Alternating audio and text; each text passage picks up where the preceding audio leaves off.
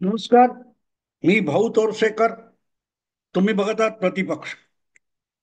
मित्रांनो, सुप्रीम कोर्टामध्ये जी शिवसेनेचं नाव आणि निशाणी यासाठी उद्धव ठाकरे यांची याचिका आहे किंवा अर्ज आहे किंवा खटला आहे, त्याची सुनावणी पुन्हा एकदा ढकलली गेली आणि त्या विषयावर मी व्हिडिओ केलेला आहे. पण त्यानंतर ज्या इतरांच्या प्रतिक्रिया बघितल्या किंवा उबाठा शिवसेनेच्या नेत्यांच्या प्रवक्त्यांच्या प्रतिक्रिया बघितल्या, त्यावर तथाकथित जे कायदे पंडित आहेत त्यांच्या प्रतिक्रिया बघितल्या, तर त्यावरून एक गोष्ट लक्षात येते की उद्धव ठाकरे यांनी या सगळ्या विषयात आपल्याला नको तितकं अडचणीत आणून ठेवलेलं आहे. आणि मी अडचणीत म्हणतोय याचा अर्थ लक्षात घ्या, कायद्याची अडचण. पहिली गोष्ट म्हणजे ज्या प्रकारे हा विषय सुरू झाला, 20 जून 2022 विधान परिषदेचं मतदान उरकून एकनाथ शिंदे आणि काही आमदार सुरतला गेले. पुढे त्यांना आणखीन काही जाऊन मिळाले आणि हे सगळे गुवाहाटीला गेल्यानंतर आणखीन काही आमदार गेले. त्यामध्ये उद्धव ठाकरे यांच्या मंत्रिमंडळातले काही मंत्री सुद्धा होते. आणि हे सगळं जेव्हा घडत होतं ते अचानक घडलं. त्यांनी पाठीत खंजीर खुपसला, भाजपने फोडाफोडी केली. हे सगळं पॉलिटिकल भाषणबाजी ठीक असते, पण ज्या वेळेला असा पेच प्रसंग उभा राहतो त्यावेळेला मुळात आपलं कुठे चुकलंय का, समोरच्यांनी कुठल्या गोष्टीचा फायदा उठवलाय, आणि आपण जे आणखीन पुढे पुढे जात चाललोय हा सगळा सापळा आहे का, हे बघावं लागतं, शोधावं लागतं आणि पुढली पावलं टाकायला लागतात.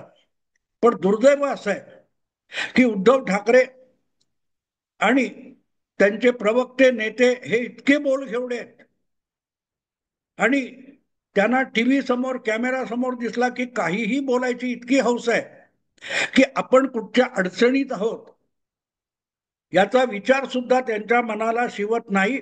आणि म्हणून ते स्वतःला अधिक अडचणीत आणतात. असो, मला त्या आता तो वेगळा विषय आहे. कधीतरी या सगळ्या विषयाचा निकाल लागेल तेव्हा मी पोस्टमार्टेम करणार आहे. मुद्दा असा आहे की ज्या प्रकारे supreme court supreme court supreme court म्हणून रडगाणं चाललंय, त्या सुप्रीम कोर्टातून असा कुठला निकाल येणार आहे, म्हणजे काय काय अकलेची पाजळली जात आहेत. एक कुठचा एक व्हिडिओ मी बघितला, त्याच्यात सांगितलं की सुप्रीम कोर्टाने सभापती राहुल नार्वेकर यांचा निर्णय फिरवला की धनुष्यबाण निशाणी ठाकरेंकडे आलीच समजा. मला गंमत वाटते की निशाणी देण्याचा अधिकार हा जर विधानसभेच्या सभापतीला नाहीये आणि सुप्रीम कोर्टाला सुद्धा नाहीये, तर या दोघांच्या निर्णयामुळे उद्धव ठाकरेंना धनुष्यबाण निशाणी किंवा पक्षाचं नाव मिळणार कसं. इतका विनोद आहे मित्रांनो, इतका विनोद आहे की प्रत्येक जण सुप्रीम कोर्टातला सगळ्यात मोठा सिनियर वकील असल्यासारखं प्रत्येक जण आपली अक्कल पाजळतोय. आमदार अपात्रतेचा विषय हा त्या विधानसभेपुरता होता आणि त्या विधानसभेबरोबर संपला. ज्याला कायदेशीर भाषेमध्ये इनफ्रक्च्युअस म्हणतात. कुठच्याही वकिलाला जाऊन विचारा इनफ्रक्च्युअस म्हणजे काय. ज्याला थोडी अक्कल असेल असं विचारा. जे वकील टीव्हीच्या चॅनेलवर येऊन आपली अक्कल पाजळतात त्यांच्याशी नका बोलू. इनफ्रक्च्युअस याचा अर्थ निरर्थक, युजलेस, पॉइंटलेस. जी विधानसभा अस्तित्वात राहिलेली नाही त्या विधानसभेतला एखादा निर्णय फिरवणं म्हणजे काय असतं. इतिहास दुरुस्त होऊ शकेल, बाकी काहीही होत नाही. आणि दुसरी गोष्ट अशी की निवडणूक आयोग हा एखाद्या पक्षाला मान्यता देतो, त्याची रद्द करतो किंवा त्यांना निशाणी देतो किंवा निशाणी जे काय असेल ते रद्द करतो. हे सगळे अधिकार ज्या निवडणूक आयोगाकडे आहेत, त्यांनी घेतलेला निर्णय सुप्रीम कोर्ट रद्द करू शकतं पण बदलू शकत नाही. याची निशाणी उचलली आणि त्याला दिली असं होऊ शकत नाही. कुठलेही संदर्भ चुकीचे इकडे तिकडे फिरवायचे रामविलास पासवान यांचा भाऊ आणि मुलगा यांच्यात झालेल्या वादामध्ये निशाणी गोठवली आणि दोघांना वेगवेगळी निशाणी दिली. हा संदर्भ चुकीचा नाहीये, असं झालेलं आहे.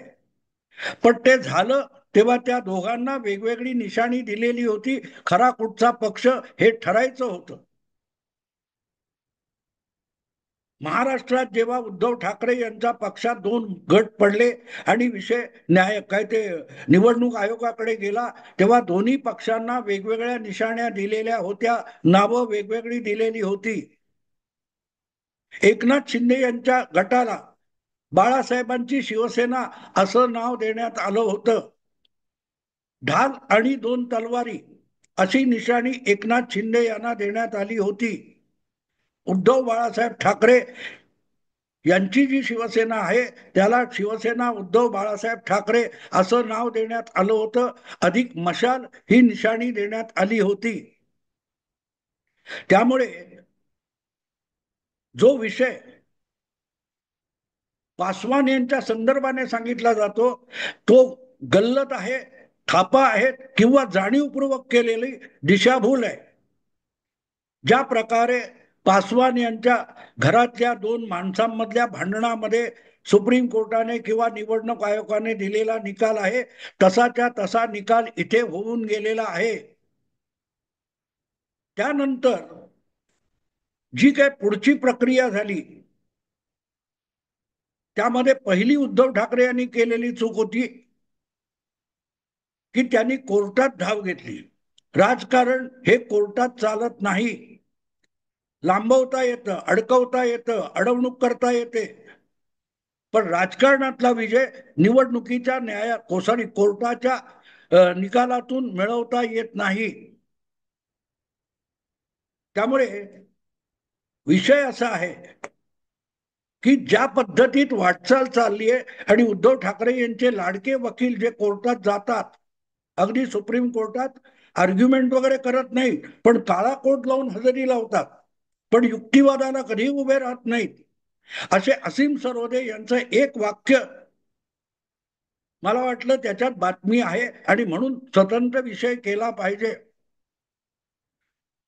उद्धव ठाकरे यांचं उद्दिष्ट किंवा असीम सरोदे यांनी उद्धव ठाकरेंना पटवलेलं त्यांचं न्यायालयीन उद्दिष्ट लक्षात येतं की जर आम्हाला दिलं नसेल तर त्यांना सुद्धा देऊ नका. मूळ जी धनुष्य बाण निशाणी आहे ती गोठवून टाका. हा, हे उद्धव ठाकरे यांचं आजचं उद्दिष्ट आहे. एकनाथ शिंदे यांना मिळालेलं शिवसेना हे 4 अक्षरी नाव गोठवा आणि त्यांना मिळालेली बाळासाहेबांच्या पासूनची धनुष्यबाण ही निशाणी गोठवा. मला नाही, तुला नाही, घाल कुत्र्याला. यापेक्षा वेगळं कुठचंही उद्दिष्ट उभाठासमोर आज दिसत नाही. आणि त्याचा अर्थ एक प्रकारे जे सरोदे म्हणतात ते खरोखरच उद्धव ठाकरे यांच्या मनातलं बोलत असतील, उद्दिष्ट म्हणून बोलत असतील, तर एक गोष्ट साफ स्पष्ट होते की धनुष्यबाण ही निशाणी आणि शिवसेना ही 4 अक्षरी नाव यावर उद्धव ठाकरे यांनी ऑलरेडी पाणी सोडलेलं आहे. नसेल तर चिन्ह गोठवण्याची भाषा येऊच शकत नाही, येऊच शकत नाही. ती आली याचा अर्थ सरळ आहे की या प्रकारे आपल्याला ती निशाणी मिळवता येणार नाही आणि मिळवता आली तरी ती चालणार नाही. याचं कारण असं आहे की ऑलरेडी तुम्ही आता 3 वर्षामध्ये तुमच्या पक्षाची निशाणी म्हणून मशाल घेऊन घरोघर पोहोचलेले आहात आणि धनुष्यबाण ही एकनाथ शिंदे यांची निशाणी आहे हे सगळ्या लोकांना कळलेलं आहे. त्या निशाणीवरून निवडणुका जिंकता येतात, हरता येतात, हा कालबाह्य इतिहास आहे. अगदी ज्या वेळेला पवारांची पार्टी फुटली किंवा शिवसेना फुटली तेव्हा शरद पवारांनी सुद्धा त्यावर भाष्य केलेलं होतं. कोर्ट कचेऱ्या करून काही साध्य होत नाही. नवा पक्ष, नवी निशाणी लोकांपर्यंत पोहोचवायची असते. आणि ज्या वेळेला व्हॉट्सअप, सोशल मीडिया वगैरे युट्यूब काहीही नव्हतं, संपर्क माध्यम फार त्रोटक होती, अशा काळामध्ये 1970-71 मध्ये इंदिरा गांधींनी गाय वासरू ही निशाणी खेड्यापाड्यापर्यंत पोहोचवली होती आणि 2/3 बहुमत मिळवलं होतं. आज तर आपण खूपच ऍडव्हान्स झालोय. संपर्काची, प्रचाराची विविध माध्यम उपलब्ध झालेली आहेत, झटपट पोहोचणारी झालेली आहेत. अशा वेळा निशाणीवरच निवडणुका जिंकता येतात या भ्रमात जर उद्धव ठाकरे असतील तर मला वाटत नाही त्यांच्या पक्षाला काही भविष्य आहे. आणि त्यांनी ते स्वीकारलेलं असावं, अन्यथा सरोदे म्हणाले नसते की त्यांचं चिन्ह गोठवा. इथे हेतू लक्षात येतो की त्यांचं नुकसान करण्यात, एकनाथ शिंदे यांचं नुकसान करण्यामध्ये उद्धव ठाकरे आणि त्यांच्या पक्षाला इंटरेस्ट आहे. पण त्याचा दुसरा अर्थ असा होतो की स्वतःचं भलं करण्याचं उद्धव ठाकरे विसरून गेलेले आहेत. स्वतःच्या पक्षाचं भलं करायचं ते विसरून गेलेले. सुप्रीम कोर्ट जेव्हा निकाल देतं तेव्हा फक्त छापलेले कायदे आहेत त्या अक्षर आणि शब्दांच्या आधारे निकाल देत नाही. नॅचरल जस्टिस नावाचा एक प्रकार असतो, व्यवहारिक न्याय असा एक प्रकार असतो. लोकसभा 2024 आणि विधानसभा 2024 या 2 निवडणुका होऊन गेलेल्या आहेत आणि शिवसेना उबाठा आणि शिवसेना या 2 पक्षांनी आपापल्या निशाणीवर निवडणुका लढवलेल्या आहेत. दोघांनाही त्या त्या निशाणीवर, त्या त्या नावावर ऑलरेडी मतदान झालेलं आहे, मतं मिळालेली आहेत, आमदार किंवा खासदार निवडून आलेले आहेत. त्यामुळे निशाणीमुळे काहीही अडत नाही. हे चित्र सूर्यप्रकाशा इतकं यापूर्वी सुप्रीम कोर्टामध्ये सुद्धा स्पष्ट झालेलं आहे. यापूर्वी जेव्हा घाई घाई घाई घाई उद्धव ठाकरेंकडून चालली होती त्या घाईनंतर सुद्धा सुप्रीम कोर्टाने निवडणूक आयोगाच्या वकिलांना हा प्रश्न विचारलेला होता की बाबा ते म्हणतायत की निवडणुका तोंडावर आल्यात आणि म्हणून याचा निकाल लागला पाहिजे. तेव्हा निवडणूक आयोगाकडून जो खुलासा देण्यात आला तो सुप्रीम कोर्टाने स्वीकारलेला होता. त्यांच्या पक्षाकडे नाव आहे, त्यांच्या पक्षाकडे एक स्वतंत्र निशाणी आहे. तेव्हा निशाणी अर्धी अर्धी तोडून देणं याची गरज नाहीये. त्यांना ऑलरेडी एक निशाणी दिलेली आहे, मशाल, आणि त्या मशाल या निशाणीवर त्यांना लढण्याची सोय उपलब्ध आहे. त्यामुळे आजच तातडीने निकाल देण्याची गरज नाही आणि सुप्रीम कोर्टाने तो युक्तिवाद स्वीकारला. म्हणूनच पुढची सुनावणी जी आहे ती धूळ खात पडलेली आहे. आता तर गंमत अशी आहे की दोन्ही पक्षांना ज्या निशाण्या दिल्या त्यावर त्यांनी मतं मिळवलेली आहेत. लोकसभेत उद्धव ठाकरेंचे 9 आणि एकनाथ शिंदे यांचे 7 खासदार निवडून आले. विधानसभेमध्ये धनुष्य बाणावर 57 तर मशालीवर 20 आमदार निवडून आलेले आहेत. त्यामुळे मतदार या निशाणीमुळे तिकडे आणि त्या निशाणीमुळे इकडे जातो या भ्रमात राहण्याची गरज नाही.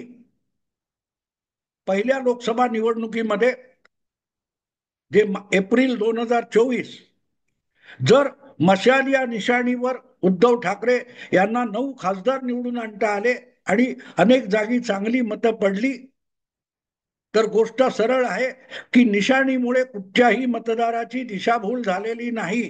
कुठल्या पक्षाची कुठची निशाणी हे सामान्य मतदाराला बरोबर कळलेलं आहे आणि म्हणूनच निशाणीसाठी फार मोठी न्यायाची लढाई आहे, ऐतिहासिक लढाई आहे असं काहीही नाहीये, काहीही नाहीये.